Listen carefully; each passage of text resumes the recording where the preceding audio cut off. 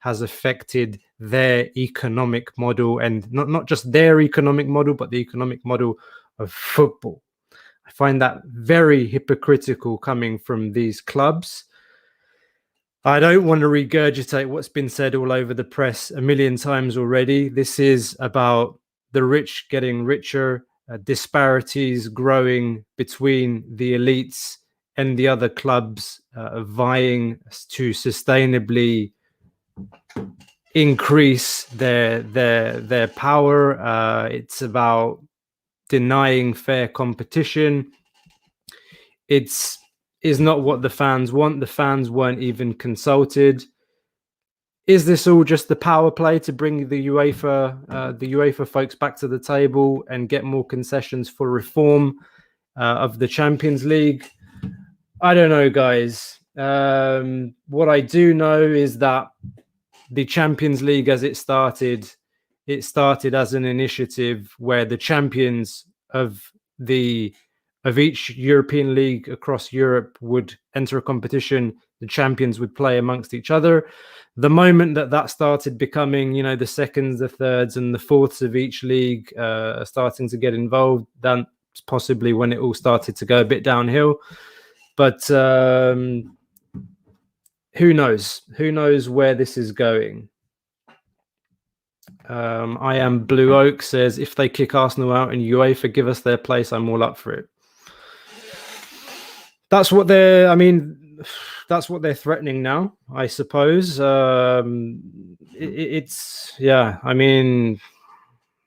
is what it's come to. This is what it's come to, guys. It's about football being about happiness, freedom, passions.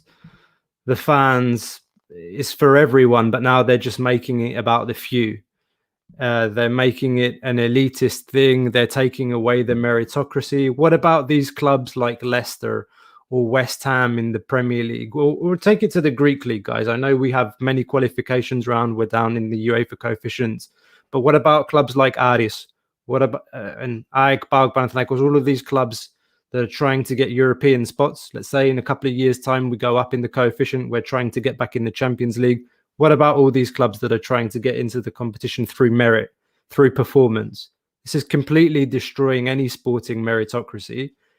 Football is about rewarding victory and punishing a bad result. This is all going completely out of the window. And what about? We did a poll earlier today, and we asked fans, "Are you for this? Are you against this?" As Olympiacos fans. And looking at the poll, we've got a very good sample. We have about 500 to 600 votes on Twitter, and the break is 80%. 80% are not in favor of this, and there is a 20% minority that are saying yes, this is a good idea. And I tell you what, reading the reasons and rationale of that 20%, it's the same thing, and you can correct me if I'm wrong. They all say the same thing, that it's a good way to get out of the misery of the Greek league, that we can go and we can play with the best week in, week out. We don't care about the Greek league. We can't reform things in-house. EPO is a pile of shit. I tell you what, guys, even if we do look at the misery of the Greek league, without misery, you can't appreciate the European nights. And also, you can't, would you give up a derby? Would you give up the Olympiacos Panathinaikos games? The Olympiacos AEK, Olympiacos PAOK, the rivalries that we have in Greece, to go and just play in this competition midweek? Stephen. Hey, Costa, what's up, man? Thank you for joining. No problem. I just got started a few minutes ago, and I've got right into it. We've talked about the clubs that are involved, the founding clubs of this proposal, and I was just getting into the vote that we put out on Twitter, where we basically asked Olympiacos fans, are you in or are you out? Like, do you want this to happen or are you against it? And the poll looks pretty clear in terms of numbers. 80% are saying hell no. and you've got a 20% minority that are saying, yeah, let's go for it. Let's get out of the Greek league. It's miserable. It's crap. We can't fix it. Let's go and play in Europe with the best. That's what we want. And I was just getting into this now saying, would you give up the derbies in Greece? And what about the misery actually feeding appreciation when you go and play outside in Europe? You need that kind of contrast between, let's say, the quote unquote miserable conditions of the Greek league and then making those special nights special. If it's just if it's happening every week, then what's special about it? I feel like you're kind of removing that. But I'm happy to take a step back. But this is where we are in the conversation now. Yeah, I mean, even for the teams that are supposedly participating in this European Super League, what's going to make it special playing each other week in, week out, as opposed to playing in your domestic league, and then getting the chance every few years to play some of these European giants in the latter stages of these competitions. That's what makes these European nights special for them. And it's for in terms of Olympiacos, it'd be the same. Obviously, if we join this, if for some reason we got given the supposed golden ticket into the European Super League, would it, obviously monetary wise, of course it would benefit us massively. It would make us a huge club, take us to the next level. It's what a lot of fans want, but is that the right way to do it? Is it the right way? The Greek Super League is obviously not in the best of places right now. It's probably the worst place it's been in the modern era.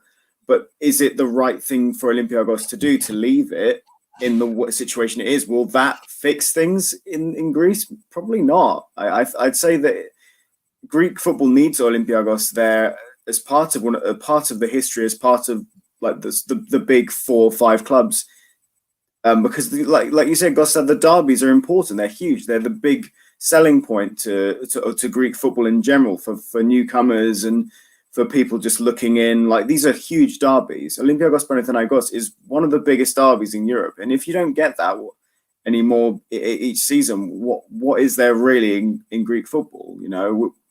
I think it'd be a real shame if we left for something like that.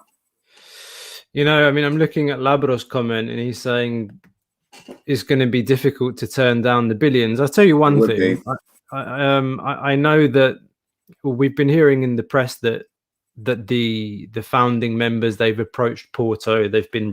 Porto rejected the advances. I'm reading now that Ajax and Seville have also been approached. They rejected the advances as well. It almost feels to me, to a certain extent, like, we're the sloppy seconds, and they didn't do it, so let's go to the Greeks. Olympiacos are all right, they'll go for it. And I don't really as a principle, I don't like that. Okay, they're coming to us with the sloppy seconds and a poison chalice, but at the same time, call me a romantic, but it's not what the club's about. It's not what the club was founded on. The club was founded on the workers in the ports, the poorer classes, and okay, football's become about money. We all know that, but okay, is this really necessary to go and form this Super League? This isn't basketball, because there have been some parallels drawn with the EuroLeague basketball as well. It's like, guys, the magnitude of the money that we're talking about in terms of basketball in Europe, the club owners on all the clubs, Olympiacos, Costa, Barcelona, Real Madrid, they're putting more money into the clubs than they get out, even when they win EuroLeague basketball. So there's no parallel to be drawn between the basketball EuroLeague and the Super League that they're trying to build here. And I'm sorry, Florentino Perez, you don't have enough money, and that the economic model of football is being affected by Corona. Oh, poor Florentino Perez. What a terrible excuse. You know what I mean? Joking? Dreadful. Like the whole thing, due to the COVID pandemic, we've decided this and that. We need to expand, like in terms of the monetary possibilities. We'll filter this through into grassroots. Wow, it's rubbish. It's absolute rubbish, man. Like it's like they've been trying to orchestrate this pre-COVID. So, and yeah, like sure, like I guess now they think, we can use this as an excuse. It's such a poor excuse. It's very insulting, actually.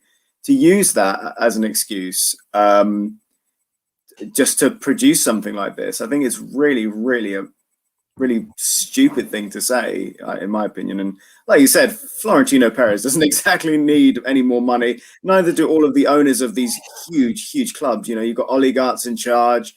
You've got big American owners. You've got, it's just, yeah, they really don't need the money that they would get. I think I saw how much a team would get just by participating in the European Super League. I think it's like 3.5 billion. Yeah, 3.5 billion guaranteed for the founding members. So let's just get some structural things issue. We're talking about a club of 20 teams, 12 founding members that I named earlier.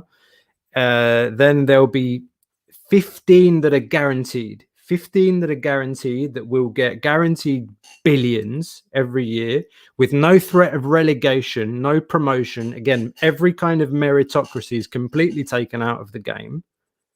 It's just an elitist thing. And then 5 other teams that will go through qualifying rounds. And then so we've got those 20 teams. Those 20 teams will be split up into 2 groups of 10. They'll play 10 games each instead of 6. Now in the Champions League, they'll play 10 games and then they'll go to quarterfinals.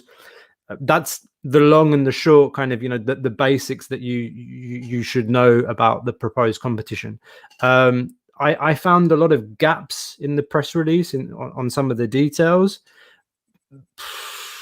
And then, I mean, look, we have to talk about UEFA as well, because I kind of feel like some people are forgetting that this initiative is their bastard child or their Frankenstein, because they failed to deal with the Stan Kroenkes, the Florentino Perezes of this world, and all of these greedy characters. Let's not forget, correct me if I'm wrong, but financial fair play rules were waived. I was just going to say. Financial fair play rules were waived, and now they're turning around and talking again about the global pandemic and the economic model and sustainability of the business. That's the whole point of financial fair play. That was the whole point of them introducing. And look at all the teams that just got away with it. They got completely away with a system that was put in to prevent clubs from overspending beyond their supposed limits, or just making it so that it's unfair. Look how many of these big clubs have just completely ignored it, and then UEFA being like, "Oh, you've ignored the rules that we've set in place. Okay, then sure, you can get away with it." You know, it's stupid. I mean, like I said, UEFA came out with, I won't say a fully fledged response. In their press release today, it said we're going to come with more details soon, but they're basically proposing a league of their own as well. Is it a smokescreen? The language has been quite harsh from UEFA in the response in the morning. The language was very harsh. They said they're not going to allow players to play in the World Cup. They're not going to let them play in the Euros. There was talk in England about the FA docking points from these teams, relegating them. So is it all an attempt, like a smokescreen attempt to create a massive fuss and bring everybody back to the table? I mean, they were saying that Seferin, the president of UEFA, was talking about snakes and traitors and, you know, all sorts of foul language. You know, Agnelli, the Juventus chairman's daughter, is supposedly his godchild. Meanwhile, when he was criticizing Agnelli openly and Perez, I don't know. Costa Caravida. I'm from London, mate, and so Stephen actually. We're both from London. My parents are Greek. And Stephen, your parents are both Cypriot, aren't they? Yeah, both Greek Cypriot, yeah.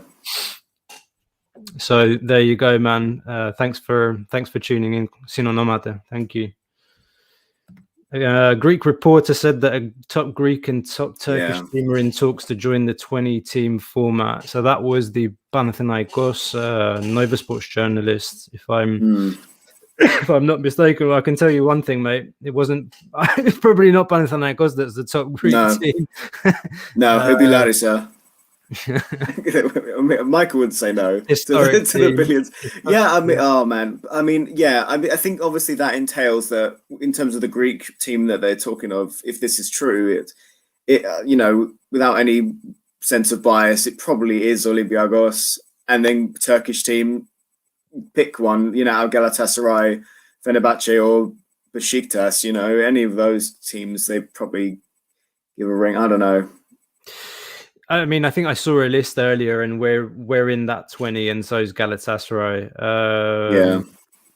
I mean, I tell you what, if we don't go in there, Arsenal will be happy not to play against us anymore. And yeah, they will play us every season.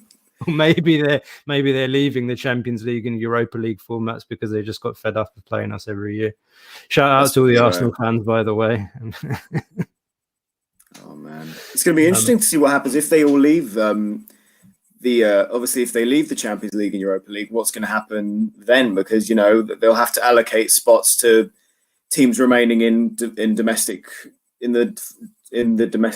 competitions like the Premier League, Liga, and then and will they go back to a format where champions of each league qualify, or will they keep it the same?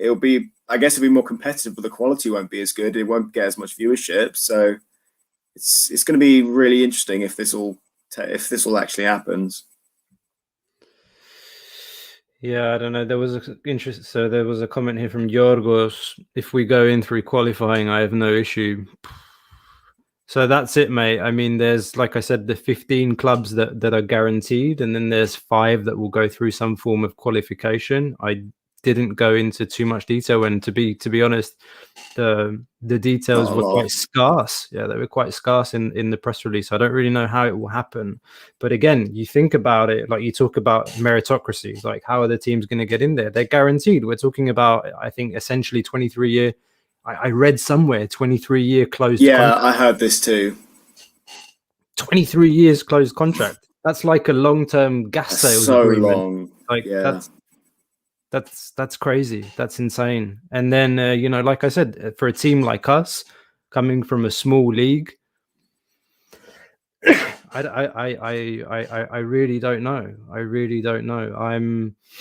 Maybe we might turn around, I don't know, later this year and we might have a different opinion. I'm not sure, but the very fact that this is kind of just happening behind the backs of the fans and nobody was asked, there's no consultation, no transparency, it's I can't accept it on principle. No, I can't either. And I think if there was ever a proposition for Olympiacos to potentially join, if they, you know, like you said, you know, if they go down the list and everyone refuses, I think RB Leipzig refused as well, if I'm not mistaken. You know, I would hope that if they're going to refuse it, and then it's for the right reasons, and if they accept it, then we'll have to take it from there and see what all the fans think and what, you know, we all think as supporters. I mean, Costa, you've been an Olympiacos supporter for, well, much longer than me, obviously. And so it would be such a strange thing, I guess, for you, especially if we went from that, where we are now, to being in an elite, quote unquote, competition, the closed competition. And yeah, it's just be weird. I've been thinking about it all day, not about Olympiacos necessarily, but just in general, just this landscape of football that will change. And it's odd. It's really, really odd to think that. I like the fact that you have to deserve to be there. Yeah. And the years that we haven't deserved to be there, it showed. Like this year, I don't think we were of the level. Champions League, we weren't as good as we were last season. Okay, this is another discussion. It was a very particular season with everything that was going on with the pandemic, the lack of preseason, etc. But you see that going through the qualification, it builds up confidence in the dressing room, mentality of the team, brings the team together, and then you get to the group stages, and as a team coming from a small country like Greece, you have that confidence to go and play against the big teams, and like you deserve to be there. to now just go into a super elite 20 league 20 league what's it called, Super League, 20 team Super League. No, I mean, why? I'm not saying we're going to be there kobarsi, as we say in Greek, or whipping boys by any means, but again, I will miss the derbies. And I think there's been talk about an Adriatic League, or the Greek League, the Turkish League, the Serbian League, the Cypriot League. That to me is like maybe a step, but like it's complex. Like, how do you do that? But that would be something interesting, potentially. But this is step going too far, perhaps. Step too far for me. I think there's been so many talks over the years of doing a regional sort of competition for South Mediterranean / Balkans, and maybe it could work. It's just you have to then factor in the smaller teams in those respective previous leagues that would then lose out. They would possibly have to be relegated to a lower division that was then created, and I don't think they'd be happy. And it'd almost be like creating a smaller Super League, which obviously you can get relegated from, but it would still be a real shame, to have those teams that were previously in a top tier be lost to that. It would be exciting. It'd be exciting to see Olympiacos stand toe to toe with the likes, Dynamo Zagreb, and I don't know, any of the Turkish teams, or face some, or Apoel or Monya, any of those teams in a league would be interesting, but it'd have to be, like you said, it would have to be managed correctly and done in the right way. Yeah. And Spiros Christodoulou is bringing this point again about, if we join this competition, in this competition happens, we can change level as a club, so maybe we could benefit from that. Spiro, would you give up the derbies? This is what we were saying earlier. If you go and join this thing, it means no Olympiacos Panathinaikos. The derby of eternal enemies is finished. I'd never give those games up. Those games, let's be honest, as Olympiacos fans, we live for 2 games every season. Guaranteed. We know there are going to be 2 games, now 4, because the geniuses says, let's have playoffs and play Olympiacos 4 times. And now, those are the games that we live for every year, guaranteed, to play Panathinaikos, to go to Karaiskaki and do what we do when we play against them. Would you give that up? I wouldn't. As shit as the Greek league is, the problems that we have, I think we're too immature. Like, let's take a crazy scenario. I'm just going to put this on the table. Say we get, like, somehow by some miracle we get to play this European Super League and we get lots of money, and then we're still allowed to play in the Greek league. This is a crazy kind of hypothesis. In Spain, what they're doing with the revenues they get from European leagues and the TV revenues in Spain, the big clubs, they give more money to the smaller clubs to make the league more competitive. We would never do that in Greece for many, many different reasons. Like, we're not mature enough, the politics and the toxicity and the relationships between the presidents and the TV ownership rights and all of that. But I don't know, if we were on that level, maybe that could have been a discussion, but we're not there. We're not there in Greece to have that discussion. And to just become a super club in Greece and just rinse the league every year without any competition, I don't find that fun. To be honest. Like, just, okay, as fun as it is beating Panathinaikos, beating PAOK, beating AEK, and winning the league every year, I don't want to say it's boring winning the league, but you do want some competition. Competition is what you need to go and play the big teams in Europe. And I think I'm always of the standpoint, especially after, obviously as an Olympiacos fan, I'm still young. I've never experienced true, like, dark ages for Olympiacos. I was never old enough to remember the mid 80s to the 90s where they won nothing. But obviously 17, 18, 18, 19 made me realize, this league is not entirely a formality. We're in a very privileged position as Olympiacos supporters to be so successful. And for that to really become a formality, it would just kill the competition in Greece completely. Like, we would win it every season if we became a super club. How are they supposed to compete against us if we have billions and billions of euros more than they do? It's a competition at the end of the day. Yeah. Yeah. And I mean, the Costa show says, I would like to see a UEFA Champions League group with West Ham, Olympiacos, Roma, and Ferencvaros instead of the massive giants we got every year. Mate, to be honest, my reaction to that is that looks like a Europa League group right now. It does look like a Europa League group, doesn't it? It's like, I mean, would you be so excited to go and watch a West Ham Olympiacos game, or okay, well, Roma's a big club, but surely, like you want to feel that magic of the Champions League. You want to turn up to Karaiskaki. You want to see the what's it called, the flag, like, of the Champions League at the center of the pitch.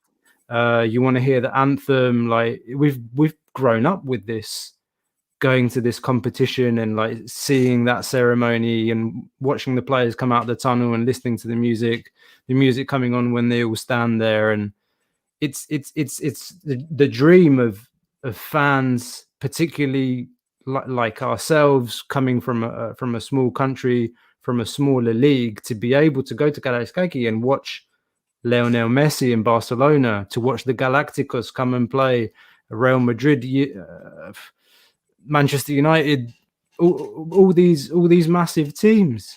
And fuck Arsenal and fuck Spurs. Like, I'm sorry, like, Spurs and Arsenal, like, Arsenal were 10th in the league, and Spurs, who I follow to a degree in England. Who is Spurs when it comes to Europe? Who gives a shit about Spurs? What have they done in Europe? Yeah, they got to a Champions League final with Poch like a few years ago, and we botched it, as we always do. But who are they? Like, what have they won? Nottingham Forest have won more than Spurs. Like, why don't they get Nottingham Forest to be in this Super League? No, mate. Like, West Ham, Ferencvaros. I want to go and play against the big teams and compete and see what I can do. You can never replace the feeling of beating Atletico 3-2 at home. That was an incredible game. Fantastic Champions League finalist, or beating a Leverkusen 6-2. We beat Juventus as well that same season. We beat them 1-0. Juventus beating Manchester United. How many scalps have we taken at home? Got one of the best home records in Europe when it comes to the Champions League. Everybody fears, even the big teams, they come and play against us and they're running scared. It's a highlight for them as it is for us to come and play in Karaiskaki. You want to replace that by going and mate. You're losing so much of that magic. Exactly. I think it comes down to, like, when you're facing an elite club at Karaiskaki, you always have that, like, tiny kind of possibility of, we might win this because we are at Karaiskaki. We have, like, our fans behind us, and you know, there's times where we have won against some massive clubs that dwarf us in terms of, like, player worth or revenue or whatever, and it's just none of that matters because it's a competitive fixture where we have come out on top and we're like, wow, like, this is worth it. This is so worth it. It doesn't matter about, like, going all the way to win the thing. It's just like, we've created an evening where we have where it's just magic and it's incomparable, really. It's that David versus Goliath thing. It's what John Zabukati is saying right now. That's what you're taking away. It's that ability to dream. It's like, we keep on dreaming. We want to go and play against the best. And like you said, Stephen, you have that feeling as an Olympiacos fan that you can play against anybody at Karaiskaki and have hope to win. Yeah, and John's saying again, we made Bayern, okay, maybe not looking silly might be a bit too much, but we certainly pushed Bayern to the last minute, and we were attacking them, and we were in their half, pressing them the last 15 minutes of the game, trying to get an equalizer against Bayern, who won it that season, and we had, I think, the best result against them in away matches that they played that year in Europe. So it's not, you know, we're not just talking out of our asses when we talk about home record and you know, what dreaming and seeing these things happen in practice. Again, like I said, the scalps that we've taken at Karaiskaki, it's unbelievable, the teams that we've beaten coming from the league that we come from, and that's testament to the investment that's been made in the club, the ambition, the fans support, and that's being put into question now because of money and greed. That's what it comes down to. Money. Yeah, you pretty much summed it up. Yeah. Yeah, and I want to keep the conversation going. What's Costa saying? It's the fact that we can't do much because you saw Gabriel's goal that ruined our chances to go through. The goal against City, yeah, and some people said on social media that some people were supportive of the idea because they say UEFA mafia, like they'll never like us, they'll never let us in, we'll always get the refs blowing against us. You want to take your chances with Florentino Perez now? It's like, all right, you're going to leave one to go to something worse. I don't know. It's not like we're going to go there and they're going to be nicer to us, is it? We're going to be seen as the easy game. Exactly. And, which not under normal circumstances, when we're seen as the easier game in Europe, I love that, because I love it when people take us for granted and we prove them wrong. But then when you're in that kind of setup, it feels quite ominous. I don't think, and it's not about like, oh, I want us to go there and pump £3 billion into us and then we win the league. It's not about that. It's about being competitive. And as we keep stressing, Costa, it's not going to be competitive because this league isn't designed to be competitive. No, you're right. Absolutely right. Absolutely right. It's not competitive. It's not about merit. It's about locking into a 23-year contract that will balance the books and let the rich get richer and the poorer stay where they are. And American owners in the UK, Russian owners, Chinese owners, Saudi owners, Qatari owners being able to launder a bit of money with a bit more ease. And I'm sorry to be so blunt, but let's call a spade a spade. That happens. Yeah. Happens in football. I'm sorry to say, but we all know that. What else have we got here? I don't support the idea of the European Superleague, but it gives us a chance in going far in the Champions League. Yeah.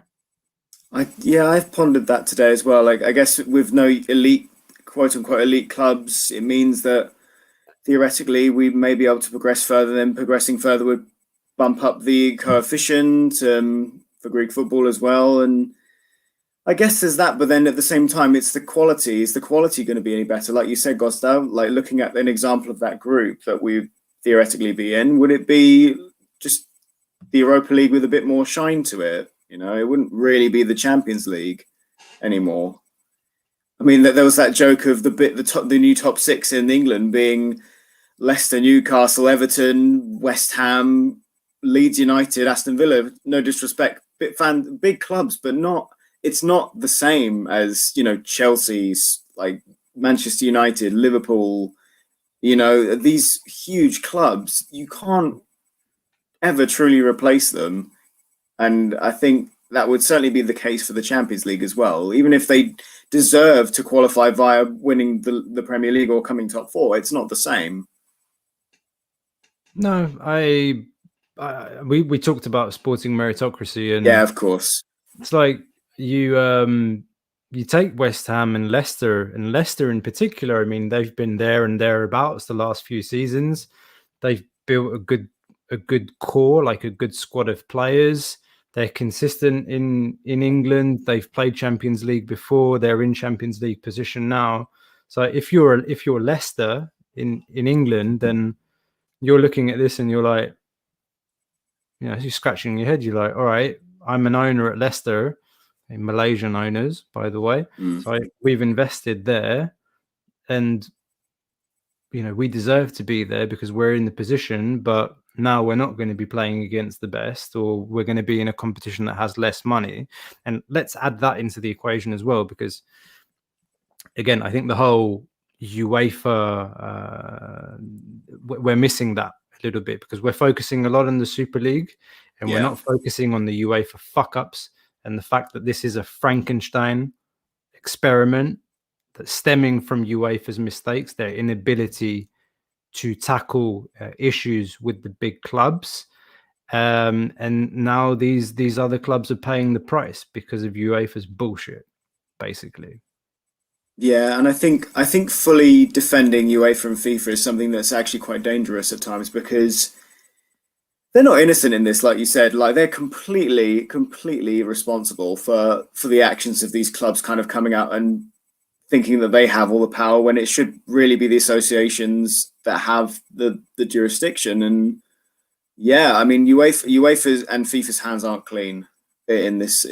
You know, like you said, this is something that they, especially UEFA, concocted over a period of time, and they've allowed these clubs to get so big and so influential that they can just take that idea, run with it themselves, and form their own league from it. And yeah, that's something that they should be held responsible for as well. We were talking about this the other day on the pod, and I think Labra just brought up the topic, and he said, do we want to talk about this briefly? And I kind of dismissed it because I've been quite confused, I have to say, about what's been going on the last few weeks. Obviously, it's culminated today, and it's just been everywhere on social media. But they've been talking about Champions League reform for so long now, and nothing really clear's kind of come out. There was talk about a EuroLeague basketball type format where you've got a real league, like not the group stages anymore, but they were talking about that kind of reform. They were talking about whether they'd have 20 teams or 25. And there was talk in Greece that Olympiacos was close to being in the 20, and that if it was 25, would definitely be part of it, but that no decision was being taken. And that Florentino Perez was the real driver of this whole reform. The Real Madrid owner was the driver of this reform within UEFA.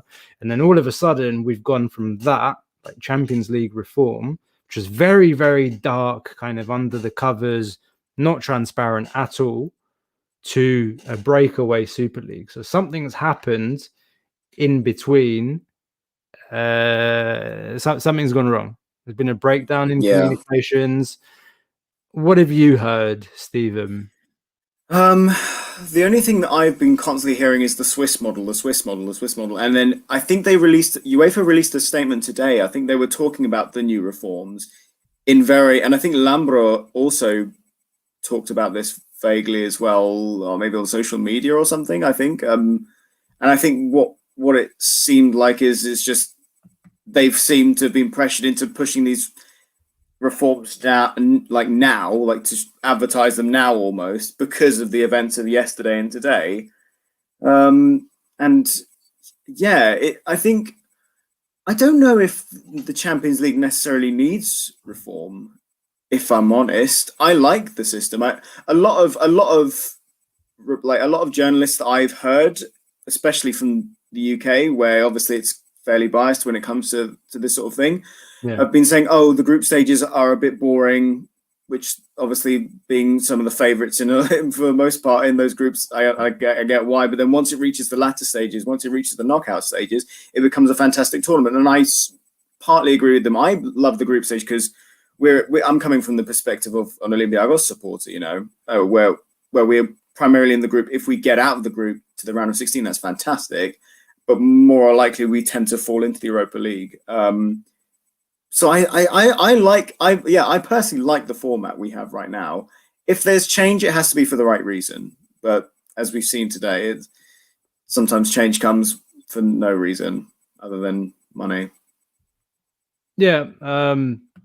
Costa, the podcasts, we normally record on Thursdays. So an episode is out on Friday.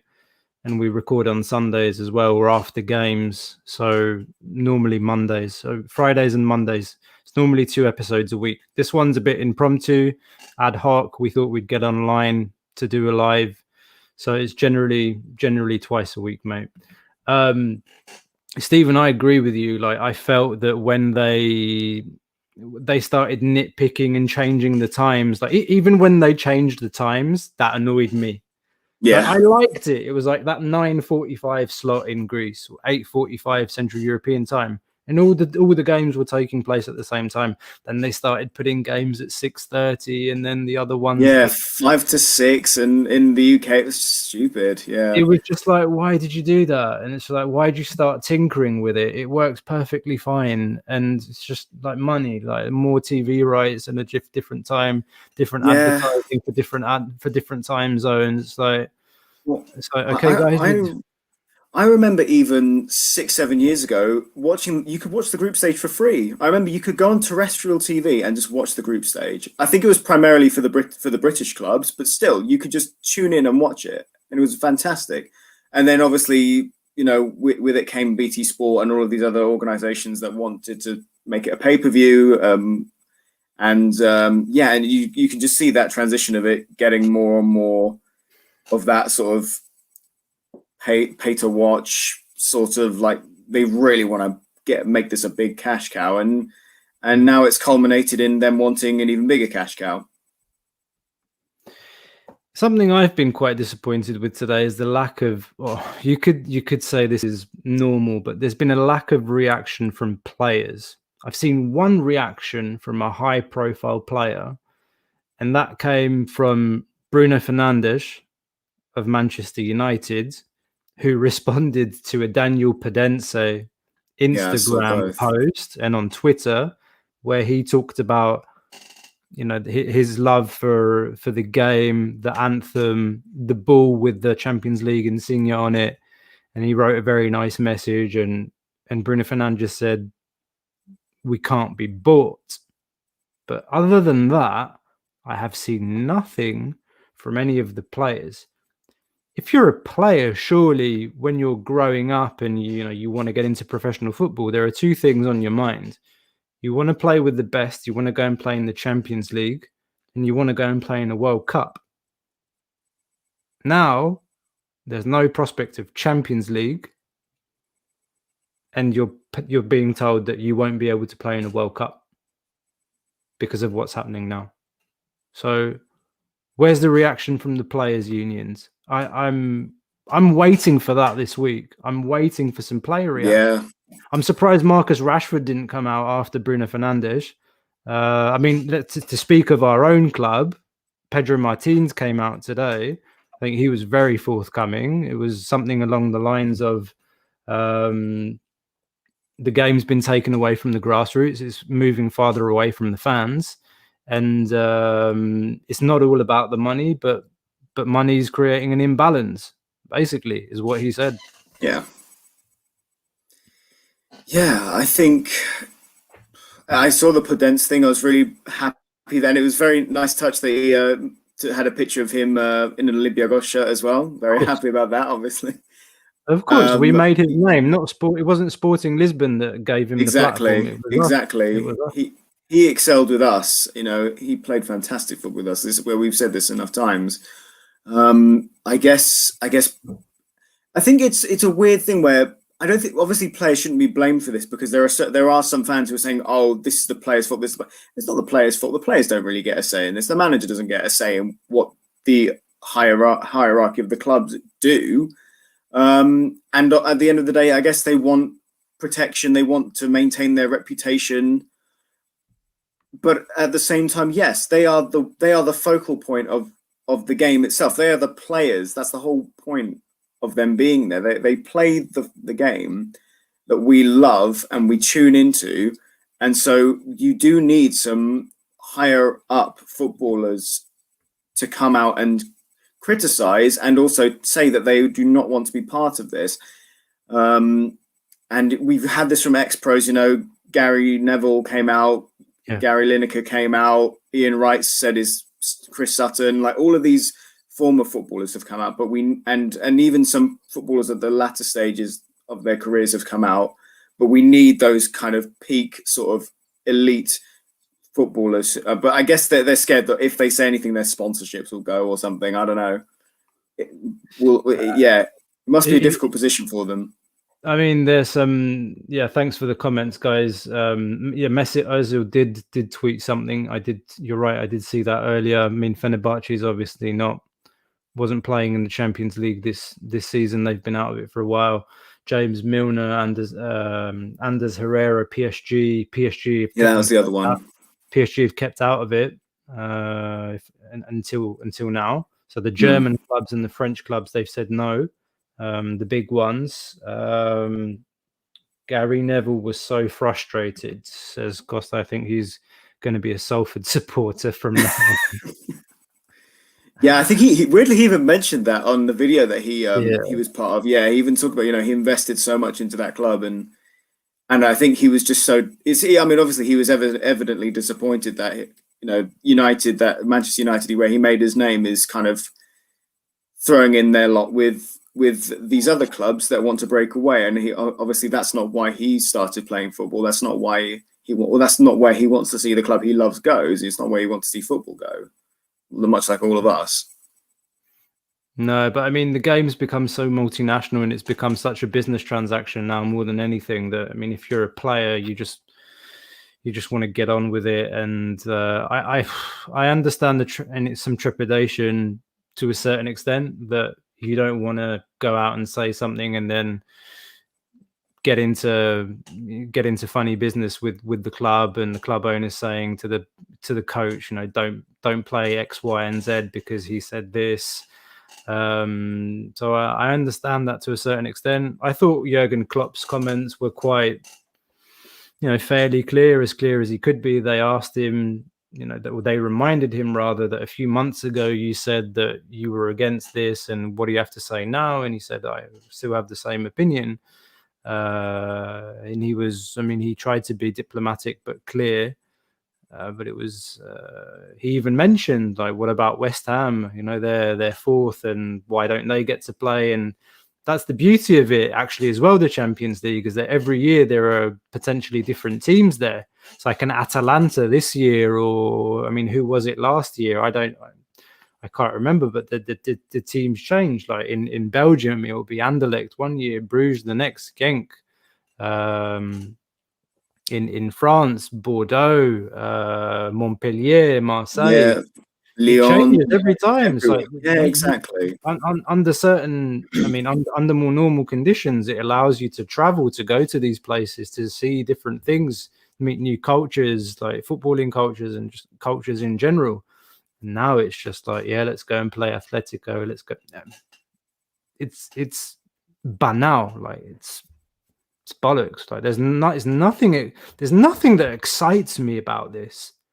Genuinely, does this excite people? It's stale. It's just like a team of a league of 20 teams, and that's it. And forget the meritocracy thing, like, which is, it's important, but to me this is boring. Doesn't change, like, from year to year. Like, becomes stale and boring. Like I'm clearly against this. No, I know. I will openly say that I'm against it too. I think I would be really interested to hear the minority of people who aren't against it and why. And some people have expressed why they would like to see it for an Olympiacos perspective. More in a general perspective, would they really get excitement and enjoyment out of seeing a really elitist league of football teams, in like you said, in a similar-ish breath to the EuroLeague for basketball? Would they really want to see something like that? And if so, sure. Like, if you want to consume that stuff, fine. But it wouldn't be for me. Obviously, Costa, you've expressed it wouldn't be for you, and for the vast majority of football fans, that's not what they want. And will the clubs listen to their fans? They're not currently. I hope they do. I hope something happens to prevent this. But as from what's been said, it looks like it's fairly inevitable. But I hope I'm wrong. Well, amidst all this discussion, we got this message coming from Thanos. Ευχαριστούμε, Θάνο, να σε καλά. Ευχαριστώ πολύ. No, but mate, we're creating a monopoly essentially by creating this league. It's like, I think Gary Neville was asked the question, it's like, why are you against this? And it's like, what's bad about it? It's like, you're creating that monopoly. You are locking those teams in with big revenues that they haven't earned. From a playing perspective, they haven't earned it. They just get it on right. You've got to earn the right to play in the Champions League. Even the Europa League, like, you get there on merit now. And we always keep coming back to this point. I mean, look what Olympiacos have to do. Like, if we had to earn it before we were automatically qualifying for the group stage, we really have to earn it now just to get to from the first qualifying round. You know, that's mental. We have to play how many games before we even reach the group stage proper? Yeah. You know, that's earning the right to be in the Champions League. Exactly. Winning your domestic competition in the top 5 leagues, coming top 4, I guess, to a certain extent for most of those top 5 leagues. I think France is the exception.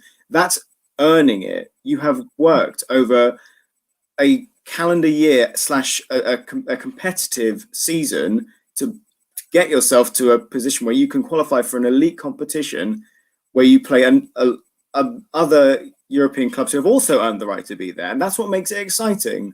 You know, imagine if that one season when Leicester won the title, they then got to go Champions League the next season. They reached the quarterfinals. Amazing achievement for them. They're not going to get that now with the European Super League. Leicester City will be one of the top teams in England if all of these the big 6 gets expelled, and it won't. You know, it doesn't really matter then, does it? Even if they qualify and win stuff, it doesn't really matter.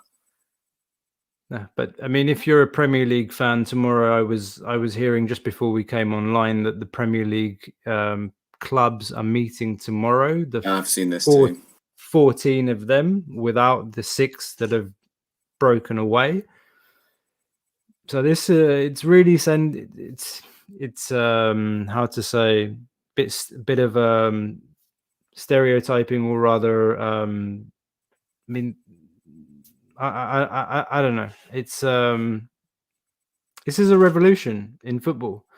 It's gonna change everything. Now we're about 55 minutes in, and I think we should wrap up soon. Costa says, did UEFA cancel the semis? Not yet official, mate. No. I mean, I think they said something about reviewing City's participation. Yeah, they're talking about expulsion. Yeah, expulsion of Man City, Chelsea. Who else is in it? Real Madrid. They're talking about expelling them.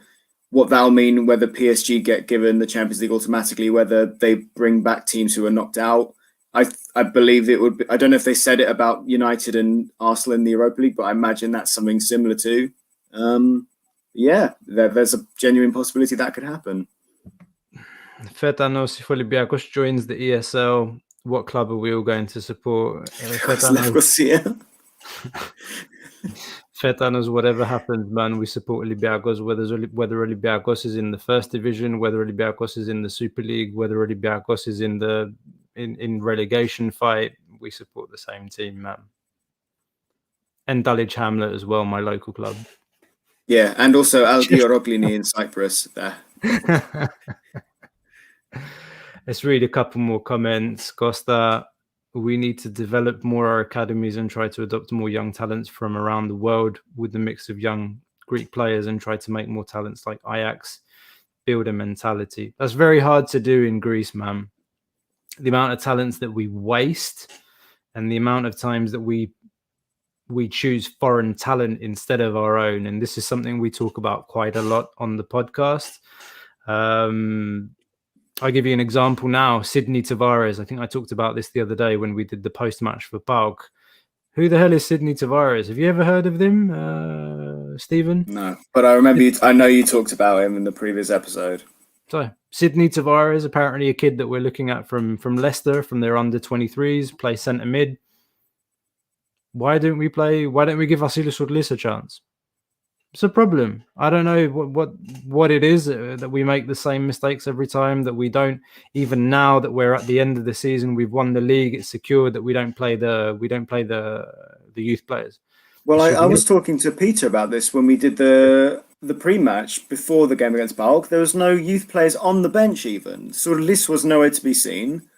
And any other youth players that I think obviously we brought a couple for the Greek Cup second leg against Panathinaikos, and hardly any of them played, and it was just, yeah. I think the problem with I've always said the problem with Greek football and Olympiacos especially is that transition of, oh great, they're talented in the youth setup. Okay, but how do we bring them in? How do we develop them? How do we progress them from youth to senior football?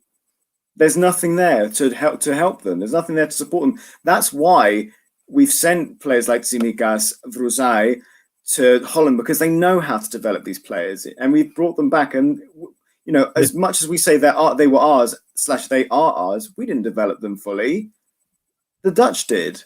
The Dutch made them who they are, and we just developed them because they were at the position to play for us consistently in the first team. Yeah, this is a point that I've made as well.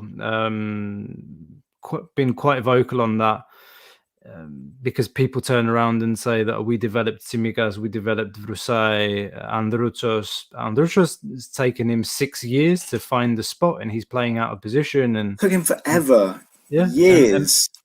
And like you said, with Vruzai and Tsimikas, they had to go to Denmark and to Holland, respectively. I mean, Tsimikas went 2 years or a year and a half on loan, 6 months in Denmark with Elfsborg, and then a year with 1 season with Willem, and then Vruzai the same. And then they came back and they had the fundamentals, they had the confidence. So it's not like we really gave them the chance. We invested in them. And we had the connections to go to loan them out, train them, bring them back, and give them the chance. But we didn't develop them. Voila. Let's take a couple more comments and let's wrap up. Jack McCalmont. Mate, I guess you're an Arsenal fan. I refuse to watch Arsenal ever again. I'm gutted. Mate, I hope you'll become an Olympiacos fan full time. We did get a couple of those comments today on social media. You're a red and white team, so you can come and join us, mate. What else do we have here? Thanos says they already make millions from football and they need more when millions of people don't have to eat and struggle to live properly. That goes back to exactly what I said at the beginning. It's just absolutely and completely detached from reality. The statement that they made as the European Superleague 12 founding members, and I'm just going to repeat it again. They said that the economic model is no longer sustainable for them. The poor clubs, the Chelseas, the Roman Abramoviches of this world, the Stan Kroenkes, tears in my eyes for Ed Woodward and all of these billionaire tycoons that they're not getting more billions in their pockets. What a load of bollocks. And I can probably end on that, mate. I know, but I have no words, man. I think we've gone through the ropes on this one. What's Jack saying about El Arabi? Man like El Arabi putting us out of the Europa League, guys. Yeah, well, couldn't quite do it this year. He threatened. He certainly threatened. Yeah, maybe next year. But I think Arsenal are trying to run away from us, mate. That's why you're going to the Super League. You don't want to play the Champions League or the Europa League anymore. But Stephen, I mean, thanks for coming on, mate.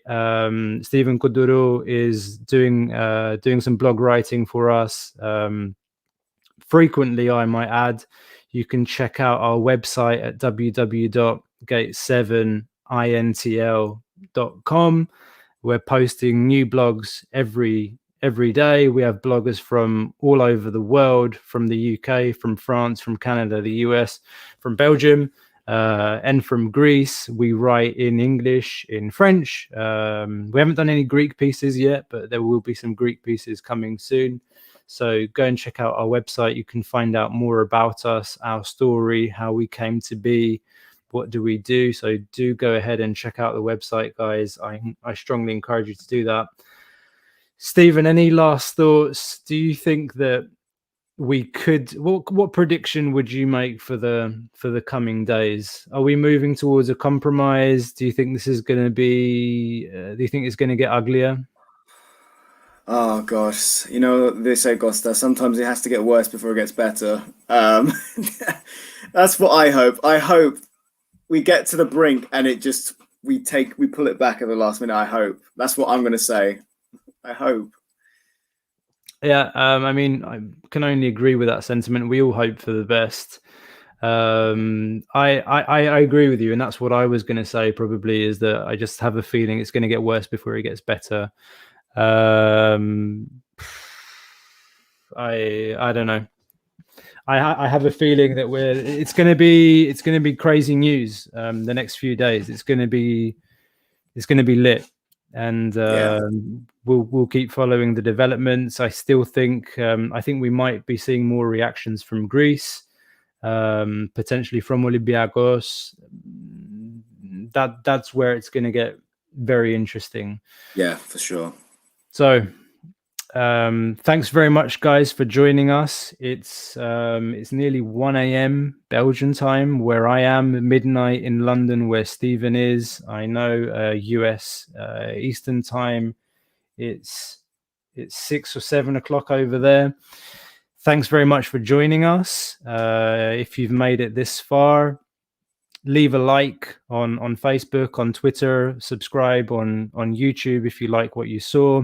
Check out the website and stay tuned for more news about the Super League and Olympiacos. We face Asteras on Wednesday for the playoffs.